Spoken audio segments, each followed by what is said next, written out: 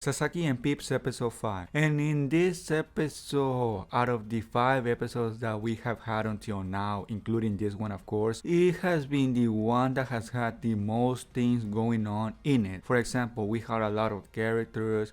We had a lot of characters, we had a lot of interaction, we had a lot of action, we had a lot of, in general, information that was given to us in this episode. So yeah, I would say that this episode is definitely the best one as of yet. Not that the other ones have been bad or anything like that, they also have been good, but this one is a little bit better than the other ones. I think we can all agree on that. Mainly because, again, we got so many characters, so many things going on. Basically, all the main characters of the series appear in this episode. We got the pink hair girl, we got the mysterious neighbor girl, we got Hoshizaki, we got Sasaki of course. So yeah, in that aspect it was a really good episode. And the episode started with the neighbor girl wandering around, having some inner thoughts, wondering what Sasaki was doing. I don't know what she's all about. She's still mysterious. We still don't know that much about her, if at all. She's still, wondering what is Sasaki doing. She witnesses a crime and then reports it. And then the last scene we see from her is that of her wandering outside Sasaki's apartment. Will she perhaps go inside his apartment, or will it be something else? I think it is something else. I don't think she's going to go inside, because for starters I don't think she can go inside. But yeah, that was everything we saw from her in this episode. I suppose in the next episode we're finally going to get more from her, although this episode was a starter, so I guess that is a good thing. So yeah, let's see and let's hope in the next episode we get to see more from her. The next part of the episode was focused around Sasaki going with Hoshizaki on a mission to recruit, or not so much recruit, but I guess you can say scout a new psychic, although I guess people will say that it's the same thing. But yeah, they go to meet a new psychic. This psychic is apparently a student, and